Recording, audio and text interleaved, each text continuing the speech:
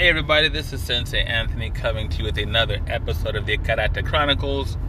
I'm rolling and recording on this here Sunday, October the 28th. Hope you guys are staying sane, safe, and sanitary. And I had an idea because I come across this from time to time in the martial arts world, and well, you'll see what I mean in a second. In life in general, sometimes the least intelligent thing that you can say are always and never. Like A always happens, or conversely, A never happens.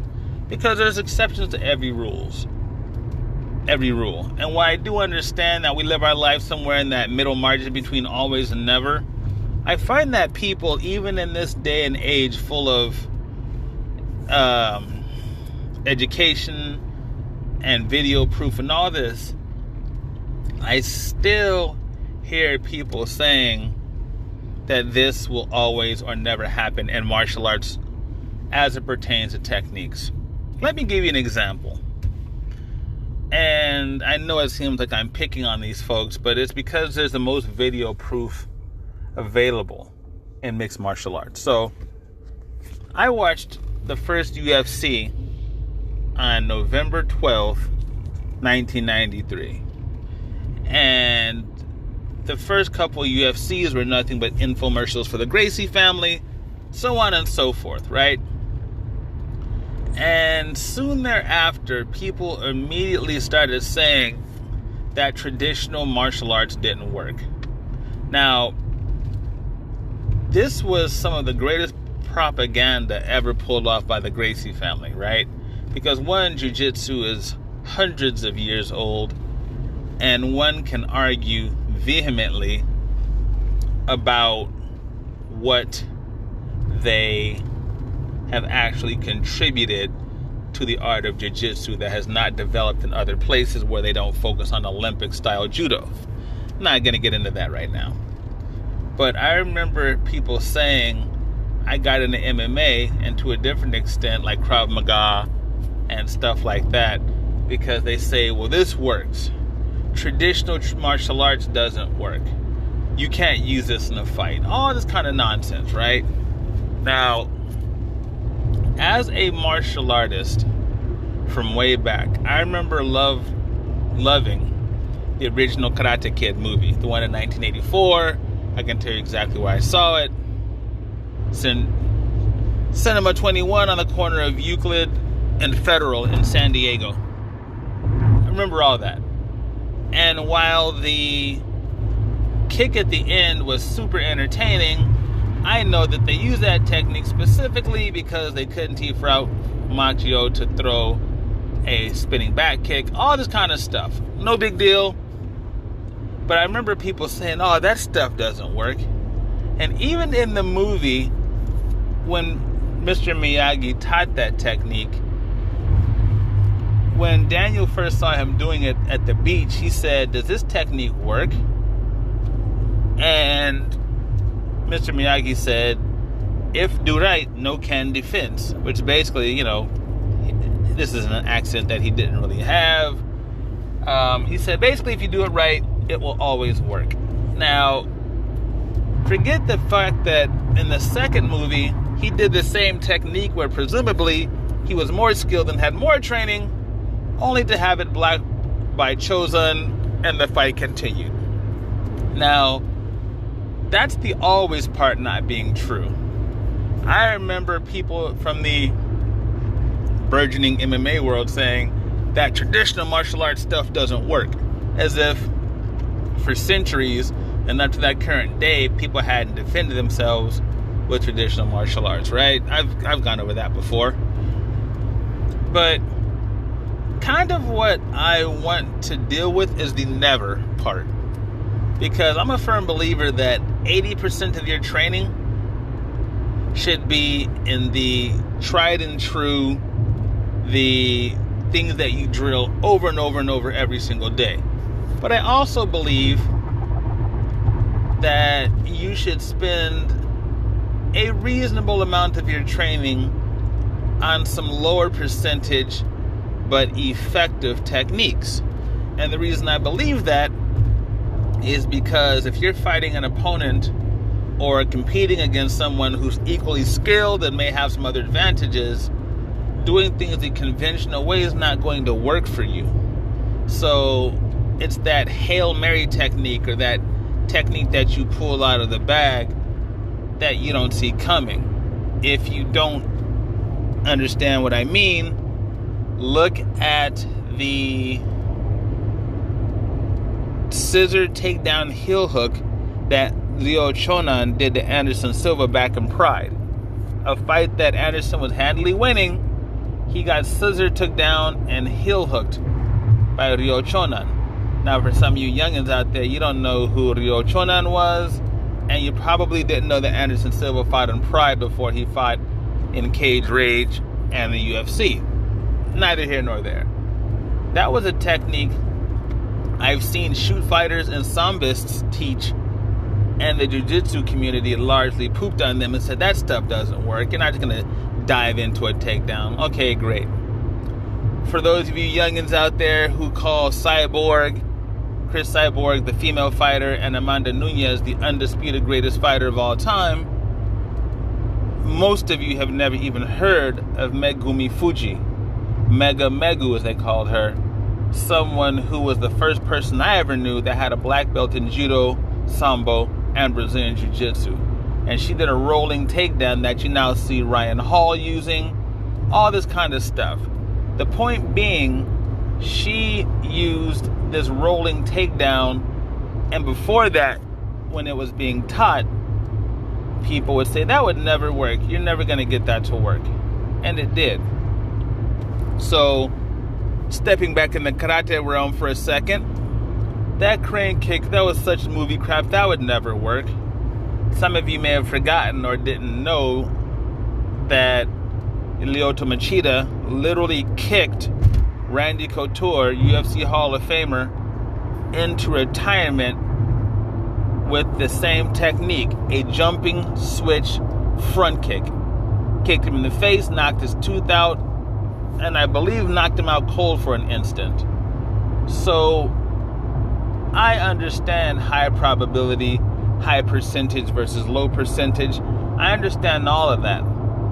But you stand only to make yourself look foolish when you say that something will never work or something will always work. Toby Imaba's reverse inverted triangle choke to a standing opponent won him submission of the year. And people said, you can't do that to somebody. And it worked. Rolling knee bars before they were properly scouted and thoroughly scouted worked quite well. Oleg Tektarov showed how effective those could be when he rolled into a knee bar, transitioned to an ankle lock, and submitted Dave Beneteau. Now, some of y'all youngins out there don't know what I'm talking about. That's cool. It's one of those kind of things that you just have to look back on history and see for yourselves. But the point being, be very careful saying about what will and will not work. The twister technique, as Eddie Bravo calls it, which is basically just a wrestling maneuver applied from a different angle, was never used as a neck crank in submission grappling until he started to do it. While I'm definitely not a fan of Eddie Bravo nor his 10th Planet System for a number of reasons, he was definitely successful in pulling things off against highly decorated grapplers with significantly more experience and significantly more accolades. So don't say never. Minochi Ichihara in UFC 2, while he lost to Royce Gracie, he was a very formidable opponent and was known to have knocked people unconscious with just a simple back fist in karate, sometimes called a back knuckle. Now, a lot of people say that technique doesn't work in the context of using gloves in sporting combat. I'll give you that it doesn't work as well because you're dulling the striking weapons. But saying that it doesn't work is foolish. For years, for decades, even up to the early mixed martial arts competitions, people were saying, oh, he's trying to do that spinning-ish. That stuff, those spinning things don't work. That spinning-ish doesn't work. Right up until Dave Beneteau did a jump spinning back kick and leveled Chainsaw, I think his name was Andrew McCarthy. It's been a while since I've thought about him.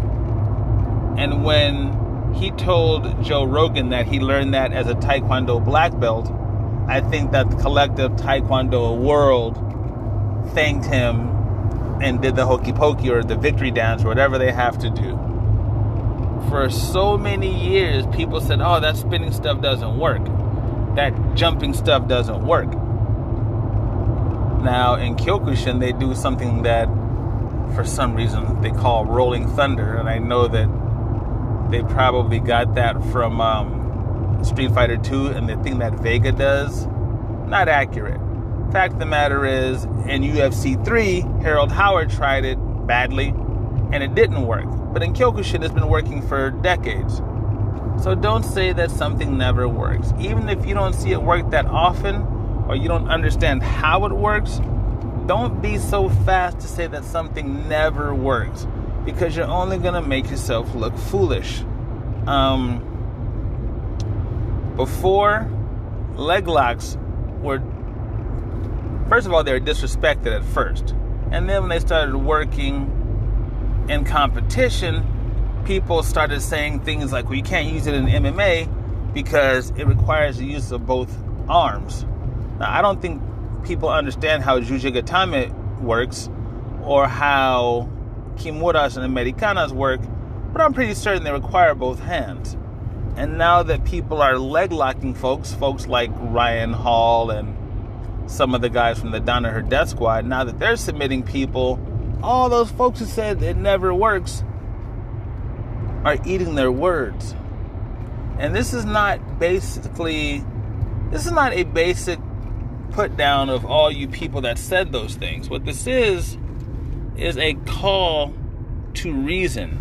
It is a call out to those of you who are in the martial arts world studying for real to reconsider what you consider practical or what you consider useful. This is a call to arms to keep an open mind.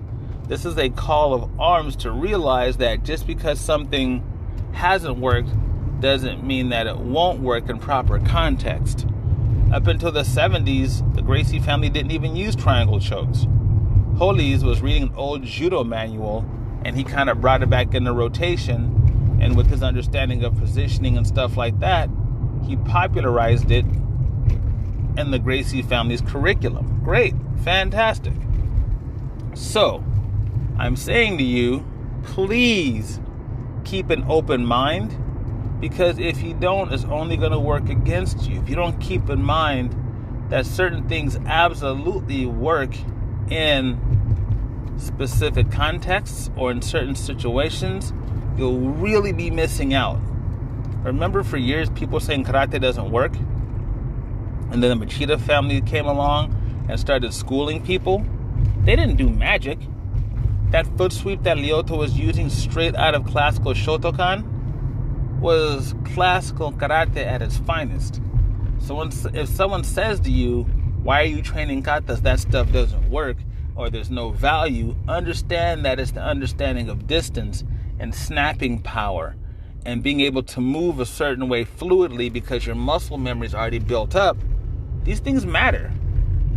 And they're very, very useful. So again, I'm not going to kick a dead horse, which is a weird expression because, I would never kick a horse dead or otherwise. This is just a call to keep an open mind. Check me out at thomasmartialarts.com. I'm on YouTube, Facebook, TikTok, Instagram, LinkedIn. Oh God, this is going to date me one day. All the places that you're currently using, I'm probably there. But by far the most important thing is please be kind to yourselves and each other.